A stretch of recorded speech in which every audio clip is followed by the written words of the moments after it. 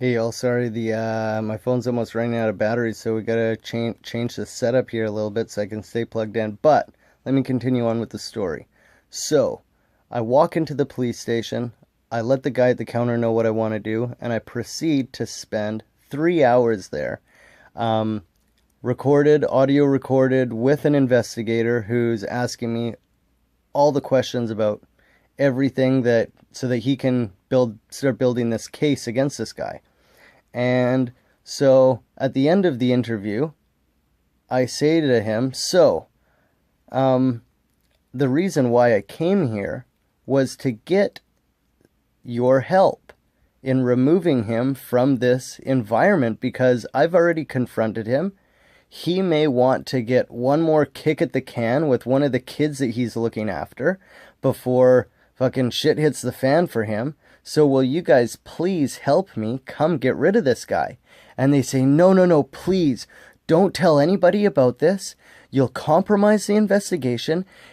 Just let us deal with this. And I said, no, guys, you don't understand. I need to tell people. Like, he's there earning people's trust still. This guy needs to be removed. You're not going to help. And they wouldn't let me leave for about 15 minutes. They pleaded with me, please, do not tell anybody. But I didn't listen. I went to the pool and I went into the snack room where all the coaches go in between events to get food. It's kind of like where they recoup. And I was there and I knew 99% of them because of my career in the sport. And I told about 30 different coaches that day what my experience was with this guy. And my friend, who had been a witness to me confronting the coach, was also there in the room with me as I told all these coaches what my experience was. And both him and I witnessed how nearly every coach that I talked to said something like, I'm really sorry to hear that, but nothing really we can do about it. Have a good day. And off they went. And my friend was shocked. He said, I don't get it. Like, nobody wants to do anything. He said, I think I've got to come forward too. And I had no idea what his experience was. We had never shared it. And me and this guy had been buddies traveling all over the world together as national team athletes. We were like best friends, and he had never told me about his experience. I had never told him about mine, but he was inspired to come forward because he personally witnessed the inability of people to deal with such a sensitive subject.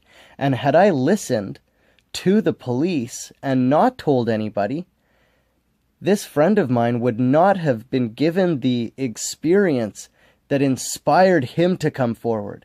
And as it happened, the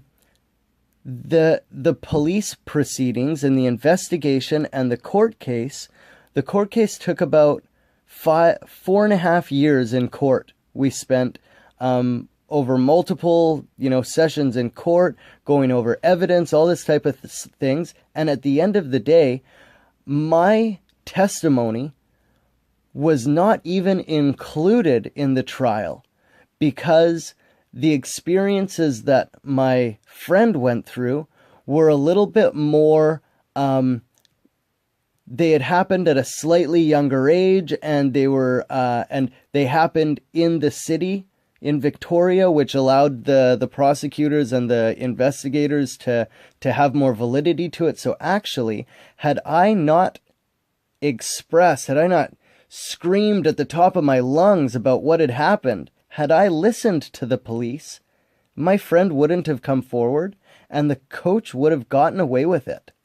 So it was a really, really interesting experience of coming forward with this community and essentially telling this community that respected this guy as one of the best in the industry, and then having somebody say, oh, he's a child predator.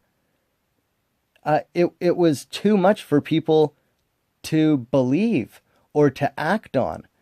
And furthermore, I still from this day have not received a apology or a hey, how are you doing, or anything from Diving Canada.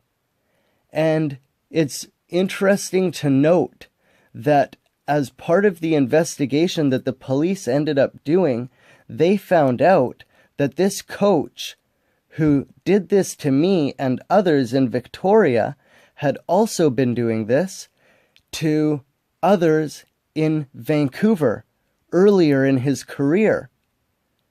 And what ended up happening was that he was caught in Vancouver, and so the police went to the Diving Canada and said, hey, we have an accused, we have an accusation that your coach is doing this.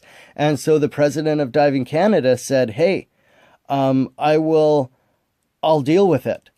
So he dealt with it by moving the coach from Vancouver to Victoria, giving the coach his current club so that this predator could then run the club in Victoria, and this guy moved to Ottawa to continue his career as the president of Diving Canada. Now, it's important to note that the history of this guy, this president of Diving Canada, who I won't name his name, but you can look him up online if you'd like, he has a history of being banished from the club that he worked at a long time ago for inappropriate conduct with a minor athlete of his, who he ended up going on to marry. So it's no surprise that the president of Diving Canada is protecting this child predator, because if he, fires the child predator, then the child predator is going to say, well, you're a child predator too. I'm going to out you. So instead they protect each other.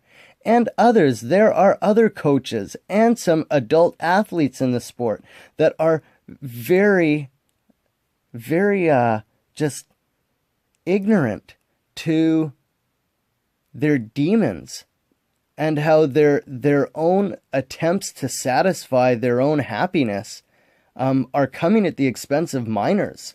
So I'd like everybody out there to know that not everybody in Diving Canada is sick and twisted, but the people at the top definitely are. And ultimately, what kind of position does that put your sport in? Where, imagine as a parent, you put your kid into this sport. Well, if they become too successful, then they're going to be, under the authority of these child predators. So at this point in time, I do not consider diving a safe environment for kids. And as much as I love the sport, I encourage anybody who has access to Sport Canada, because Sport Canada funds Diving Canada. And when I emailed Sport Canada and tried to reach them about this, they didn't reply to me. I don't know why. Maybe they're in on it too. Who knows? But ultimately, at the end of the day, the entire process of coming forward was very interesting for me, because it showed me that the community and people in general aren't really prepared to deal with this. And the most common neurological thought process that these adults that I was telling, they were kind of thinking, well, I'm not going to do anything about it. Somebody else will. The authorities will deal with this, which is, you'll never get anything done if you think the government's going to deal with it. I hate to say it, but I really think that we are put on this earth to learn about self-governance. We're not here. God didn't give us a body so that somebody else could tell us what to do with it. We have to learn what to do with it ourselves. So, yeah, that was a really interesting process. And essentially, the addictions are a huge part of the damage that is done to an individual.